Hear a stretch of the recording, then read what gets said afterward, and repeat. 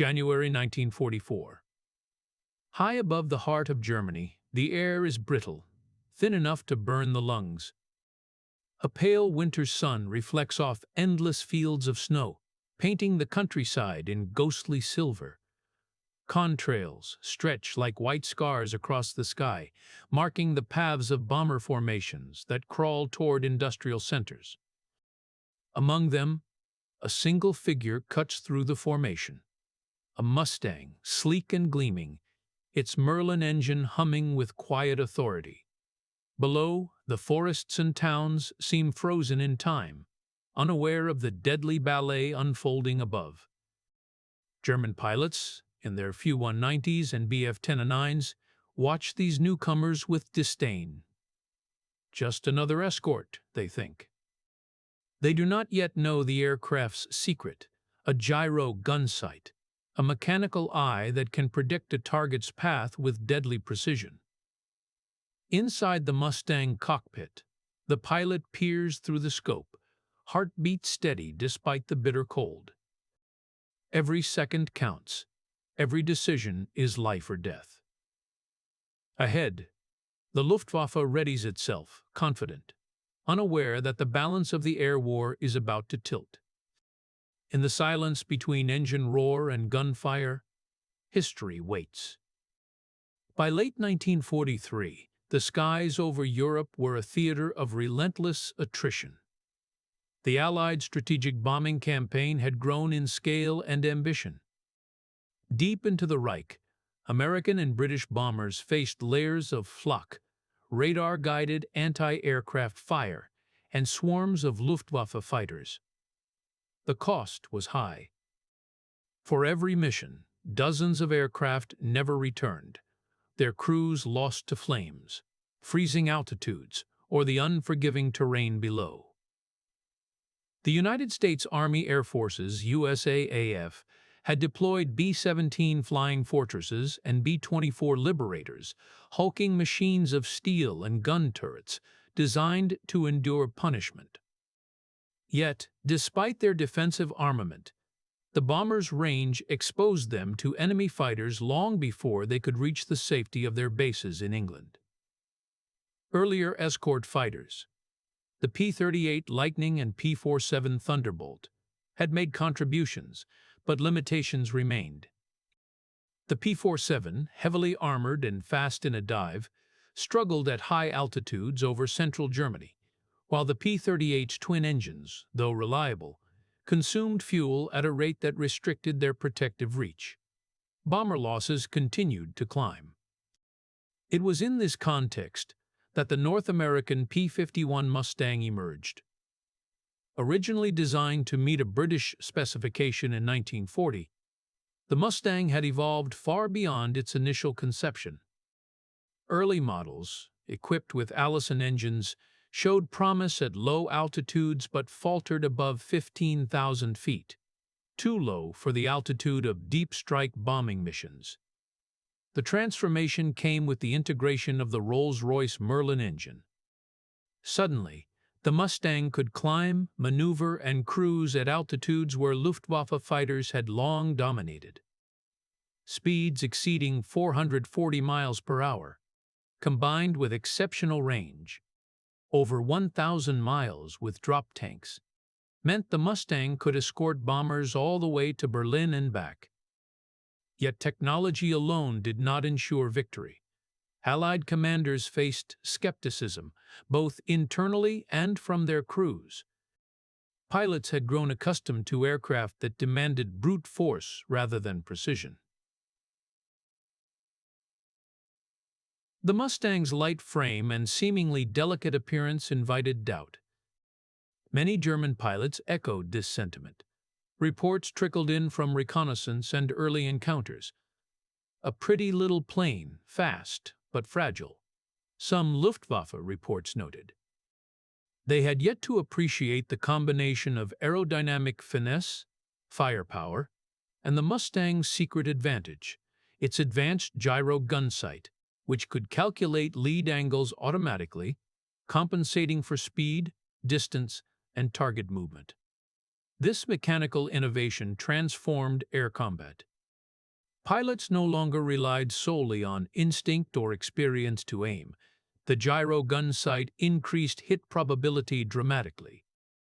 A well-trained Mustang pilot could line up a firing solution, squeeze the trigger, and allow the technology to compensate for the impossible mathematics of a high-speed dogfight. For German pilots trained to expect manual gunnery duels, this was a revelation waiting to unfold above the industrial heart of the Reich. By early 1944, USAAF Mustang units were fully integrated into bomber escort missions. Groups such as the 52nd, 34th, and 3057th Fighter Groups began flying long-range sorties over Germany. Their mission: ensure that B-17s and B-24s could reach targets in the Ruhr Valley, Berlin, and beyond, and return home intact. The introduction of these Mustangs marked a pivotal shift, one that would alter Luftwaffe tactics and the morale of its pilots. But its full significance would only be revealed in the violent airspace above German cities, where human courage and cutting-edge technology collided. High above the Reich, contrails painted the sky. The Luftwaffe was confident. The Mustang, underestimated and misunderstood, awaited the moment it would change the course of aerial warfare. Germany's air defense in early 1944 was a layered, sophisticated system. Radar stations stretched across occupied Europe, feeding information to command centers that vectored Luftwaffe fighters toward incoming Allied formations. The primary German fighters, the Messerschmitt Bf 1009 and the Foch Wolf W90, were designed for speed, agility, and lethal short-range engagement. Their pilots were among the most experienced in the world, honed by years of combat over Britain, the Eastern Front, and the Mediterranean. Yet despite skill and numbers, the Luftwaffe faced a growing crisis. Attrition and fuel shortages were eroding its effectiveness. Veteran pilots were dying faster than they could be replaced, leaving young, inexperienced aviators to face the newest Allied machines. Meanwhile, the USAAF's strategy for 1944 had crystallized around precision daylight bombing. Unlike the Royal Air Force, which relied on night raids, American bombers struck industrial and military targets during daylight, exposing themselves to the full force of Germany's defenses. The necessity for long-range escort fighters had never been more urgent. Mustangs filled this critical role, accompanying formations on missions deep into enemy territory, sometimes covering distances exceeding 600 miles from English airfields. Initial encounters with the Luftwaffe were telling. Early reports from Mustang pilots emphasized the aircraft's superior speed at high altitude, its maneuverability, and the decisive advantage of the Gyro Gunsight.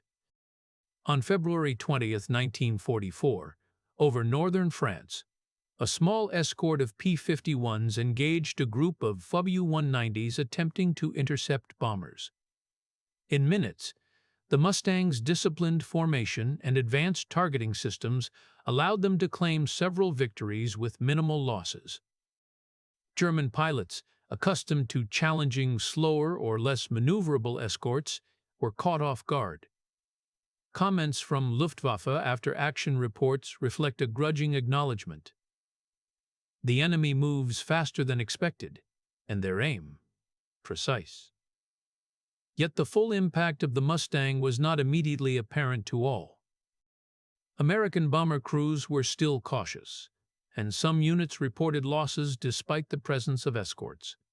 Weather, mechanical issues, and the sheer scale of missions ensured that no single innovation could guarantee survival. Nonetheless, the combination of long-range, high-altitude performance and the technological edge of the Gyro Gunsight began to shift the air war. Air superiority, once elusive, was increasingly within the grasp of the Allies. By the spring of 1944, The Mustang had moved from experimental introduction to central element of Allied strategy. It was no longer a pretty little plane. The stage was set for the decisive confrontations that would define the air war over Europe. Above the forests and cities of Germany, every sortie, every formation, every calculated shot would test not only the machines but the human resolve behind the controls. The rising tension, technological innovation, and human courage of these missions naturally lead into the angles section, where the story will explore human experience, technology, tactics, and leadership perspectives in depth. Inside the cockpit of a P-51 Mustang, the world was reduced to sky, engine hum, and the distant specks of enemy aircraft. Pilots endured bitter cold at altitudes above 25,000 feet, their oxygen masks fogging with each breath, fingers stiff against the controls. Yet fear was tempered by the Mustang's capabilities. Veterans recalled the sense of exhilaration as the Merlin engine roared to life, the aircraft responding with a nimbleness unmatched by earlier escorts. For these young men, many of whom had flown smaller, slower fighters, the Mustang was freedom. Freedom to protect bombers, to engage the enemy on their terms, and to survive missions that once seemed suicidal. At the same time, the psychological toll was immense. Witnessing the destruction of a formation or a fellow pilot being shot down was a constant reminder of mortality. Pilots relied on instinct honed by rigorous training, yet the presence of the Gyro Gunsight offered a quiet confidence, a mechanical ally that could transform fear into precision. Accounts from Mustang veterans describe the odd mixture of tension and calm. The cockpit became both sanctuary and battlefield, with every decision magnified by the stakes surrounding them. The P-51 Mustang was more than speed and maneuverability. Its true revolutionary element lay in integration of the Gyro Gunsight. Unlike traditional iron sights, the Gyro Gunsight could calculate target movement and predict where bullets would intersect with an enemy aircraft's path. Pilots could maintain formation, track multiple threats, and fire with significantly higher accuracy. Coupled with drop tanks for extended range, superior high-altitude performance, and the Merlin engine's adaptability, the Mustang redefined what a long-range escort fighter could achieve. Even minor technological advantages had outsized effects. Wing design allowed tight turns without stalling. Control surfaces were responsive, giving pilots the confidence to engage in complex maneuvers at speeds that previously risked structural failure.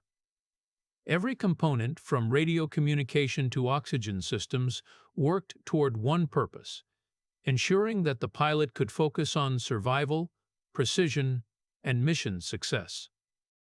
In many ways, the Mustang was a marriage of human skill and mechanical innovation, each amplifying the other in the deadly calculus of aerial combat. German pilots, meanwhile, initially underestimated the Mustang. Reports from early encounters often described it as beautiful but fragile, a plane unlikely to withstand real combat. Luftwaffe doctrine emphasized hit-and-run tactics, diving from above and using agility to overwhelm slower opponents. Yet the Mustang's combination of speed, climb rate, and firepower began to erode these assumptions. Encounters over France and the Low Countries demonstrated that the P-51 could not only match German fighters in a dogfight, but often dictate the terms of engagement. For German crews, the shift was jarring. Experienced pilots who had survived years of combat over Britain and Russia now faced an opponent whose capabilities they had not anticipated. The Gyro Gunsight, though invisible in combat, became a specter. Allied reports of rapid, precise losses created unease. In letters and after-action reviews, Luftwaffe pilots admitted frustration and growing caution, a rare acknowledgement in a culture that prized confidence and aggression. The P-51 Mustang did more than survive dogfights. It reshaped tactics in the skies over Europe. Prior to its introduction, bomber formations relied heavily on tight defensive circles and overlapping fields of fire to fend off German interceptors. Escort fighters had limited range, often leaving bombers exposed deep in enemy territory. With the Mustang, formations could fly farther, faster, and with fewer gaps. Pilots learned to exploit its superior speed and climb rate to engage enemy fighters on advantageous terms. Boom and zoom tactics, diving from above to strike and then climbing back to safety, became standard procedure. The Gyro Gunsight allowed for precise bursts of fire during these high-speed passes, reducing ammunition wastage and maximizing lethality. Missions were meticulously planned. Squadrons coordinated altitude, speed, and attack angles, combining human skill with technological advantage.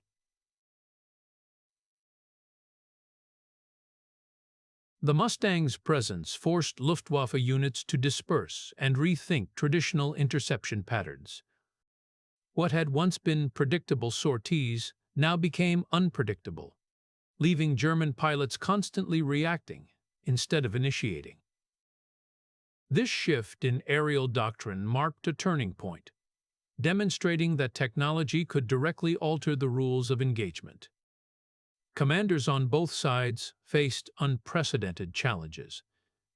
USAAF leaders understood that integrating the Mustang into long-range missions could change the trajectory of the air war. Fighter group leaders trained pilots to master formation discipline, gunnery, and navigation over enemy territory. Decisions regarding fuel load, drop tanks, and escort coverage were critical. Leaders like Colonel John D. Landers of the 52nd Fighter Group emphasized precision, patience, and calculated aggression, instructing pilots that their mission was to protect bombers first, pursue enemy fighters second. Luftwaffe commanders, conversely, were confronted with a shrinking margin for error. Experienced units were depleted, replacements were rushed into combat, and fuel shortages constrained operational flexibility. Leadership had to balance risk and preservation. But the P-51's capabilities forced German command to acknowledge a new reality. The skies over Europe were no longer theirs to dominate.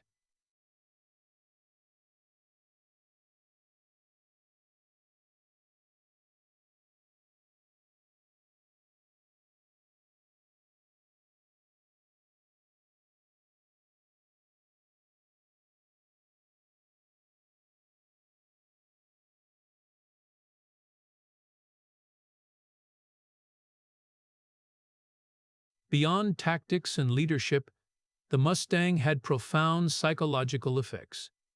For Allied bomber crews, its arrival inspired confidence.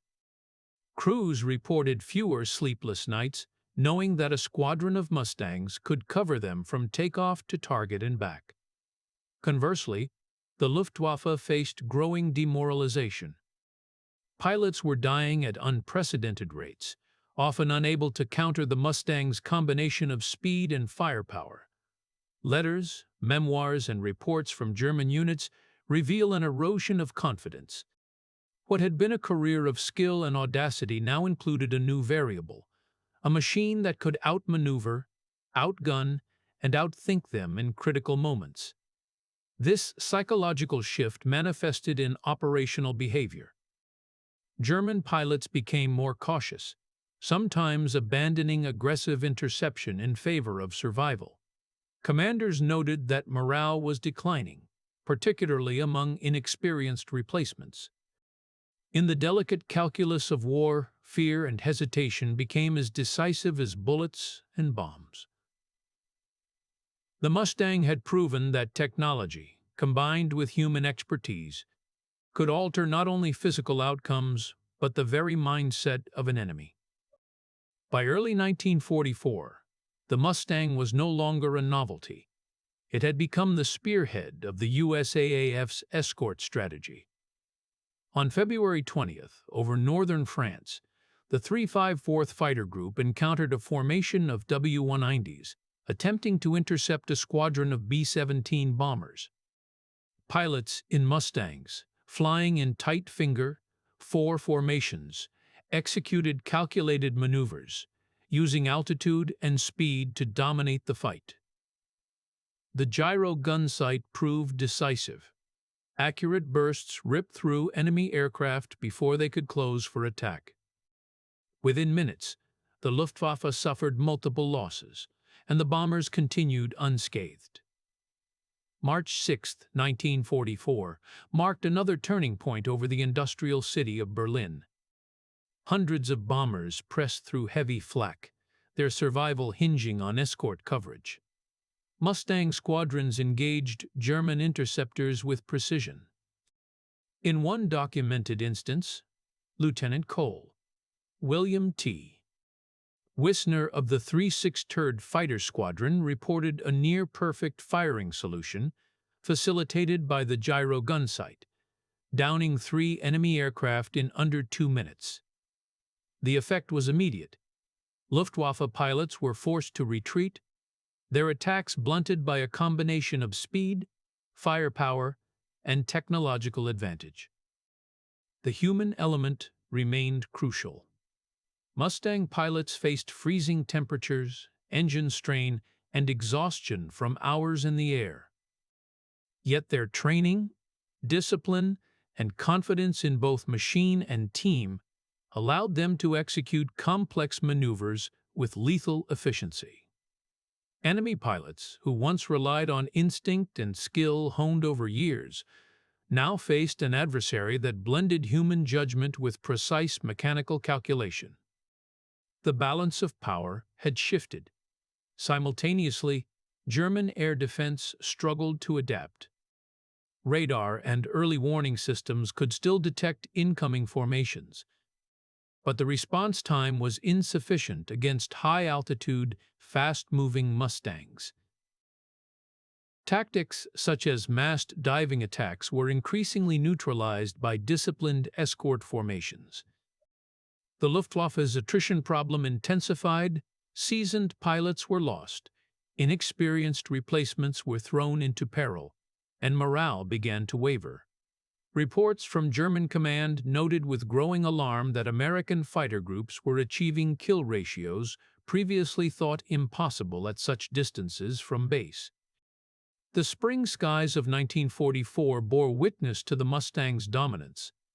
Over targets in the Ruhr, Berlin, and northern France, engagements became less about sheer numbers and more about precision, timing, and technological advantage. Every sortie, every maneuver, every calculated shot underscored a simple truth: the air war over Europe had irrevocably changed.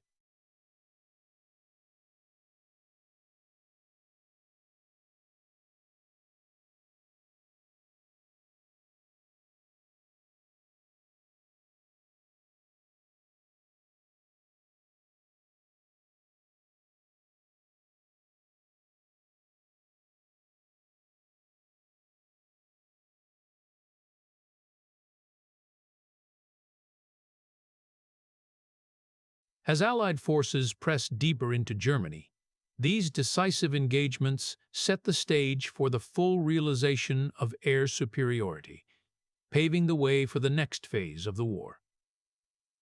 The unfolding conflict above German skies was about to reach its most intense and consequential moments. By mid-March 1944, the Mustang had become a dominant presence across the skies of northern and central Germany. Missions over the Ruhr Valley, a hub of steel and armament production, showcased the fighter's full potential.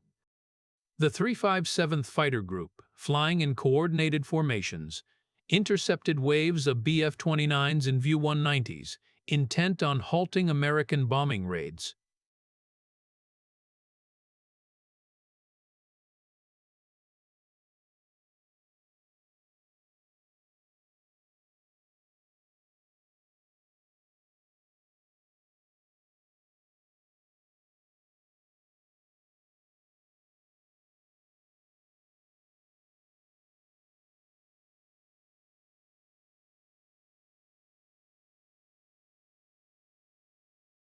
On March 24th, during a mission over Brunswick, Mustang pilots reported destroying over 20 enemy aircraft while sustaining minimal losses themselves.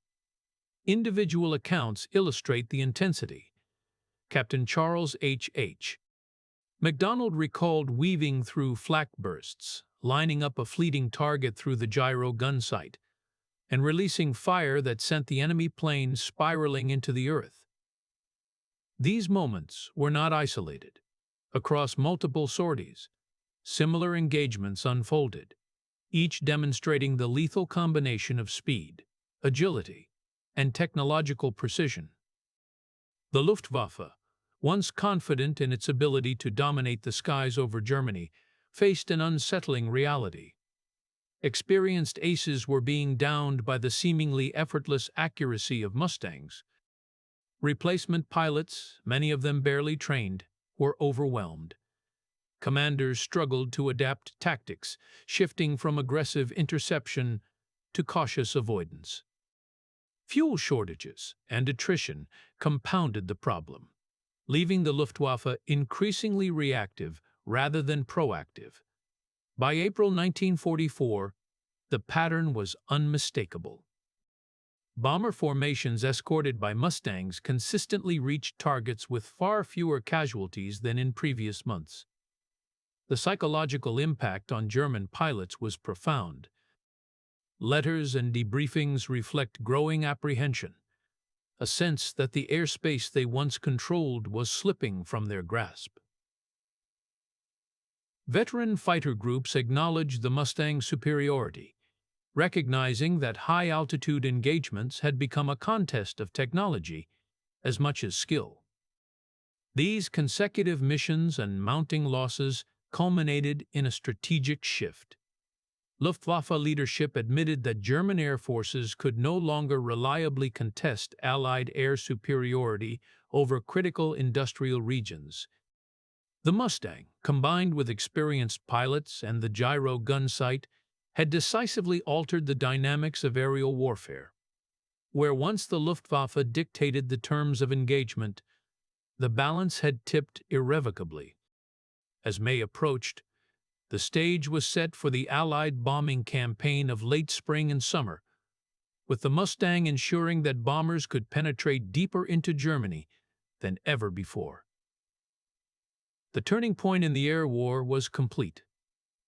The Mustang was no longer underestimated, and its pilots had proven that human skill, amplified by precise technology, could redefine the skies over Europe. The immediate consequences of the Mustang's dominance were stark and undeniable.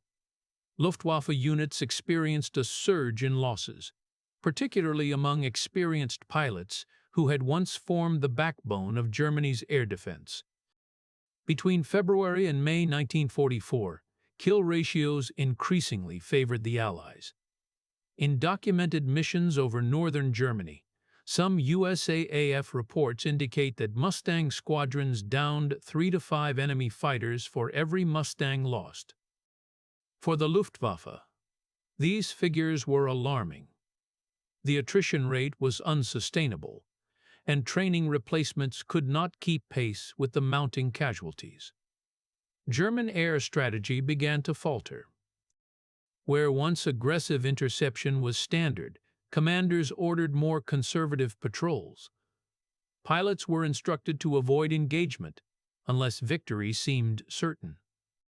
This cautious approach, born of necessity, allowed bomber formations to reach their targets with unprecedented safety. B-17 and B-24 crews reported reduced stress and higher confidence, noting that the familiar threat of German fighters had been diminished by the presence of Mustangs overhead. The Mustang's psychological effect on both sides cannot be overstated. Allied pilots gained confidence not only in their aircraft, but in their ability to dictate engagements. Veterans described a sense of control, previously unattainable in long-range escort missions. For German pilots, however, encounters with Mustangs eroded morale. Letters and diary entries reveal a growing acknowledgement that technological advantage, combined with disciplined tactics, made the Mustang a formidable adversary. Fear replaced the confidence that had sustained them through years of aerial combat, leaving an indelible mark on Luftwaffe culture. Beyond pilot experience, the Mustang's impact was tangible in operational outcomes. Allied bombing raids became more effective, with industrial targets struck with greater accuracy and fewer losses. Cities in the Ruhr, Berlin, and northern Germany were increasingly exposed to sustained bombing as Luftwaffe units struggled to respond effectively. Reports from the USAAF emphasized the Mustang's role not just as a fighter, but as a force multiplier, protecting bombers, demoralizing the enemy, and reshaping air combat strategies in the heart of the Reich. The stage was set for broader strategic consequences, as the Luftwaffe's weakened response and the Mustang's reliability directly influenced the upcoming operations of late spring and summer 1944.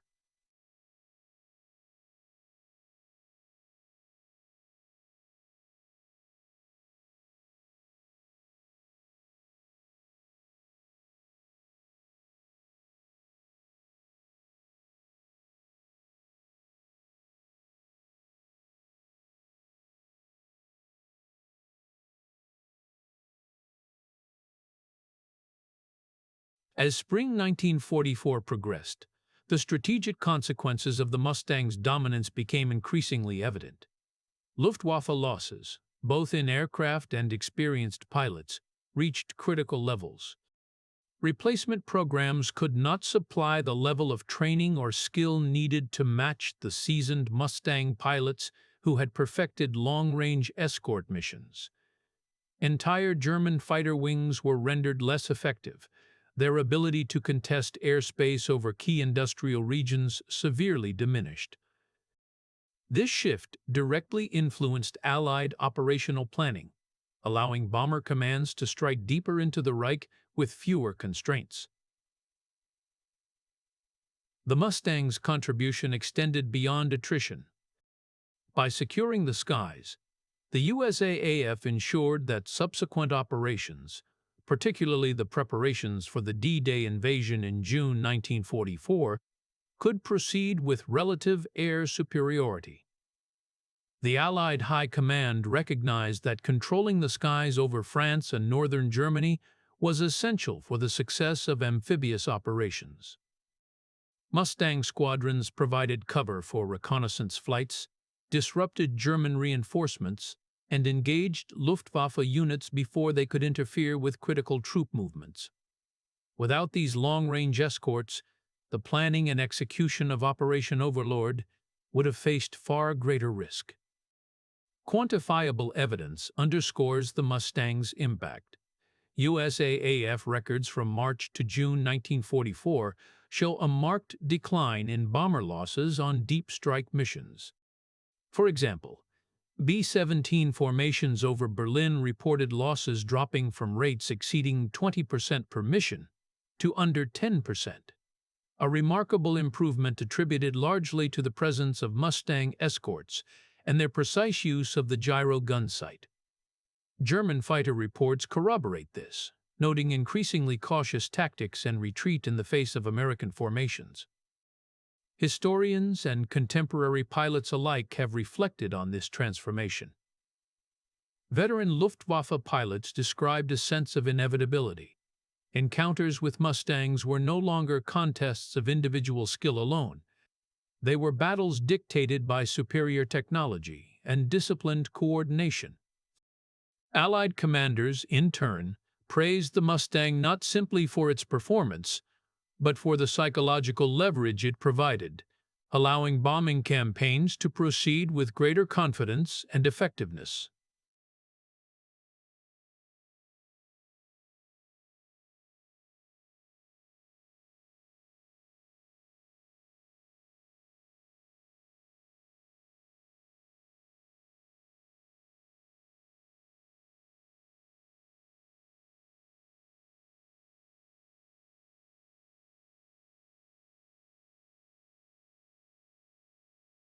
The Luftwaffe's capacity to defend the Reich was compromised. Allied bombing campaigns became more effective, and the momentum of air superiority firmly rested with the Allies. The P-51 Mustang, once underestimated, had proven itself as a decisive instrument of both technological and strategic warfare. Its legacy would endure beyond these battles, setting the standard for future fighter design and aerial tactics. The story of the P-51 Mustang is more than a tale of speed, firepower, or technological innovation. It is a story of human courage, amplified by ingenuity, of young men confronting the vast expanse of enemy territory with both skill and trust in a machine that extended their reach and sharpened their aim. The Gyro Gunsight, invisible yet decisive, transformed the lethal calculus of aerial combat, proving that precision and calculation could outweigh brute force alone. Above the skies of Europe, the Mustang demonstrated that technology and human expertise are inseparable in war. The aircraft's performance allowed pilots to take control of engagements, protect bombers, and impose new rules on the Luftwaffe. German pilots, seasoned and skilled, were forced to adapt or retreat. Entire strategies shifted as a single technological edge, combined with disciplined tactics, reshaped the outcome of an air war that had long been costly and uncertain. Beyond statistics and kill ratios, the Mustang left a profound psychological imprint. Allied pilots gained confidence and purpose, while the Luftwaffe faced the stark reality of obsolescence in the face of innovation.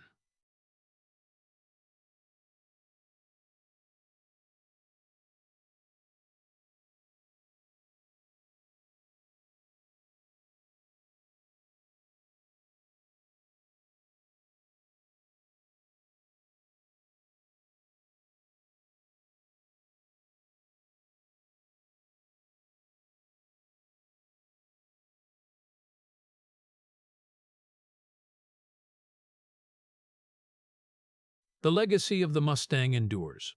It set the standard for future fighters, demonstrated the transformative power of technology in warfare, and highlighted the interplay between human skill and mechanical advantage.